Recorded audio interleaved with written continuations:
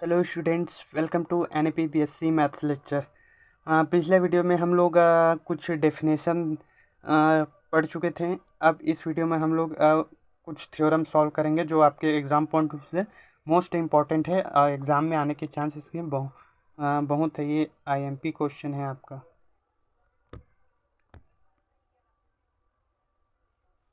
ठीक है, तो चलिए स्टार्ट करते हैं। अगर आपने पुराना वीडियो नहीं देखा तो देखना। इसमें परिभाषा के यूज़ होगा और आपने जो पिछले क्लास में हम लोग ने डेफिनेशन नहीं पढ़ा है, आपने जो डेफिनेशन नहीं पढ़ा है तो उस डेफिनेशन को अच्छी तरह से याद कर कर रखिए, या फिर अपने कॉपी में जो नोट डाउन किए हैं उसको सामने में रख कर इस थ्योरम को ही आप लोग सॉल्व करना, तभी आपको समझ में आएगा। तो चलिए देखते हैं हम लोग। यदि हमारे पास कोई सेट एस है और उसका सुप्रीमम का एग्जिस्ट करता है, तो जो सुप्रीमम होगा वो क्या होगा? यूनिक होगा, अद्वितीय होता है। इस थ्योरम को हम लोग प्रूफ कर देंगे कि हमारे पास कोई सेट है, अगर उसका कोई सुप्रीमम है तो वो सुप्रीमम क्या होगा? यूनिक है, यानी कि उसके जैसा दूसरा और कोई नहीं है। ठीक है, तो प्रूफ लेकर चलते हैं कि मान लेते हैं कि जो हमारे पास दो सुप्रीमम है। ठीक है, यानी कि इसका मतलब ये प्रमेय बोल रहा है कि एक ही सुप्रीमम हो सकता है, उसके अलावा दूसरा सुप्रीमम नहीं हो सकता। ये प्रूफ करना है आपको इस थ्योरम में। तो हम लोग मान कर चलते हैं, विरोधाभास लेकर चलते हैं कि मान लेते हैं कि हमने दो एलिमेंट लेते हैं।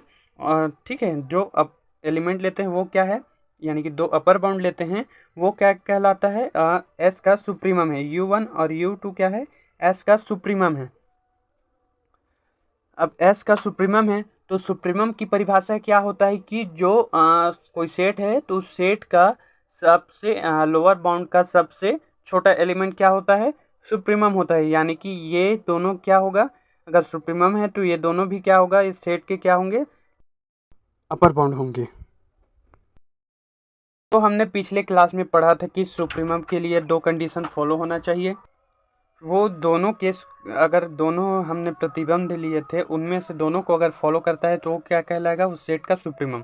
हम लोग लेते हैं सुप्रीमम की परिभाषा से प्रतिबंध दो को, बस हम लोग लेंगे। अभी हम सुप्रीमम की परिभाषा से केवल प्रतिबंध दो को बस लेते हैं। ठीक है, यदि ये क्या है, हमारे पास U1 समुच्चय S के सुप्रीमम है, यानी कि वो क्या है? उस सेट का सबसे छोटा लोअर बाउंड है। सबसे छोटा लोअर बाउंड है तो इसका मतलब ये हुआ कि जो U है वो क्या U2 होगा, उससे बड़ा होगा। देखिए इस सेट S के दो लोअर बाउंड है। ठीक है, सॉरी दो अपर बाउंड है। U1 और U2 दो अपर बाउंड है। ठीक है, अगर मैं दो अपर बाउंड है, अगर U1 सबसे छोटा क्या है? अपर बाउंड है। U1 सबसे छोटा अपर बाउंड है, यानी कि उसको अगर सबसे छोटा अपर बाउंड है तो उसे हम लोग सुप्रीमम बोलेंगे। यदि U1 सबसे छोटा, सुप्रीमम का मतलब सबसे छोटा अपर बाउंड। ठीक है, तो सबसे छोटा अपर बाउंड ये है, तो इसका मतलब है कि U2 क्या होगा? U1 से बड़ा होगा या फिर उसके बराबर होगा। तो ये हमारा ये हो गया, अगर हम U1 को सुप्रीमम लेंगे। उसी प्रकार यदि हम U2 को सुप्रीमम लेते हैं, यानी कि U2 को सुप्रीमम लेंगे तो यानी कि जो U है वो सबसे छोटा अपर बाउंड हो गया। अगर U2 सबसे छोटा अपर बाउंड है तो वो क्या होगा? U1 से या तो छोटा होगा या फिर U2 के बराबर होगा। दो कंडीशन होगा। अगर हम इसको छोटा लेंगे तो ये स्वतः ही बड़ा हो जाएगा U1 से U2। अगर U2 को मैं छोटा लेता हूँ तो U1 स्वतः ही U2 से बड़ा हो जाएगा। तो ये दोनों समीकरण से हम लोग लिख सकते हैं कि जो U1 है U2 के बराबर है, जो कि एक विरोधाभास है। हम लोगों ने माना था कि जो U1 है और U2 दो अलग अलग दो S के दो सुप्रीमम है। दो सुप्रीमम है। ठीक है, दो सुप्रीमम अलग अलग है, अलग अलग माना से, लेकिन हमें क्या प्राप्त हुआ कि U1 और U2 दोनों एक ही है जो कि एक विरोधाभास है। अतः यदि किसी सेट का सुप्रीमम विद्यमान है तो वो क्या होगा, अद्वितीय होगा। ये हमें सिद्ध हुआ। अब इसी से इन्फीमम वाला थ्योरम देखते हैं। ये अगर कोई सेट है, अगर उसका इन्फीमम जो एग्जिस्ट करता है तो वो भी क्या होगा, एक यूनिक होगा। तो हम लोग उसी प्रकार जिसमें इन्फीमम सुप्रीमम वाला लेके चले थे, उसी प्रकार इन्फीमम वाले को लेकर चलेंगे। ठीक है, अगर माना जो L1 और L2 समुच्चय S का इन्फीमम है, समुच्चय S का इन्फीमम है, तब इन्फीमम क्या क्या होगा। इन्फीमम की परिभाषा क्या है कि जितने भी लोअर बाउंड है उन सब में से सबसे बड़ा लोअर बाउंड क्या होता है, इन्फीमम। यानी कि L1 L2 क्या है, दोनों क्या है, लोअर बाउंड है। ठीक है, लोअर बाउंड है, तब हम लोग इन्फीमम की परिभाषा के द्वितीय प्रतिबंध को लेते हैं।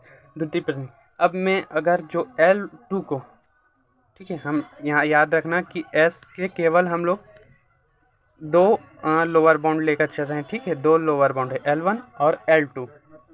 यदि हम L1 जो समुच्चय का इन्फीमम है, ठीक है, यानी कि इन्फीमम मतलब कि उस जितने भी लोअर बाउंड है उनमें से सबसे बड़ा लोअर बाउंड अगर L1 है, तो जो हमारा L2 है वो क्या होगा, स्वतः ही L1 से छोटा होगा या फिर L1 के बराबर होगा। तो ये हमारा पहला कंडीशन। उसी प्रकार सेकंड कंडीशन है, अगर मैं सेकंड केस में अगर L2 को समुच्चय S का इन्फीमम लेकर चलता हूँ, तो अगर समुच्चय S का इन्फीमम L2 को लेकर चलता हूँ तो L1 इन्फीमम L2 को लेकर चलूँ, इसका मतलब है कि जो जितने भी लोअर बाउंड है उन सब में से L2 क्या है, बड़ा है। L2 बड़ा है, इसका मतलब ये हुआ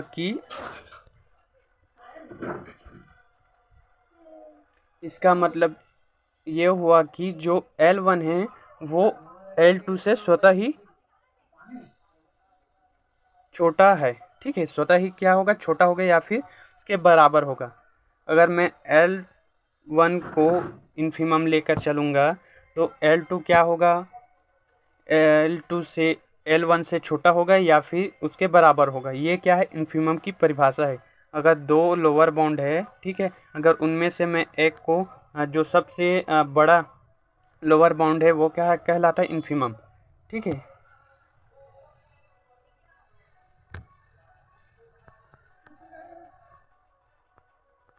अगर L1 को मैं इन्फीमम लेकर चलूँगा तो L2 क्या होगा, मेरा स्वतः ही L1 से छोटा होगा। अगर मैं L2 को इन्फीमम लेकर चलूँगा तो जो मेरा L1 है वो स्वतः ही क्या होगा, L1 से बड़ा होगा या फिर L2 क्या होगा, स्वतः ही, अगर L2 को मैं इन्फीमम लेकर चलूँगा तो L1 से स्वतः ही बड़ा होगा या फिर उसके बराबर। अगर दोनों को केस को हम लोग एक साथ लिखते हैं तो हम पाते हैं कि L1 किसके बराबर है, L2 के इक्वल है। ठीक है, क्योंकि हमने L1 और L2 को दोनों को अलग अलग माना था, अतः जो एक विरोधाभास है, अतः यह सिद्ध होता है कि यदि S का इन्फीमम एग्जिस्ट करता है वो क्या होता है, यूनिक होता है। तो ये रहा आप लोगों का इन्फीमम और सुप्रीमम की दो थ्योरम। अगले वीडियो में हम लोग और थ्योरम देखेंगे, दो वो भी मोस्ट इम्पॉर्टेंट थ्योरम है।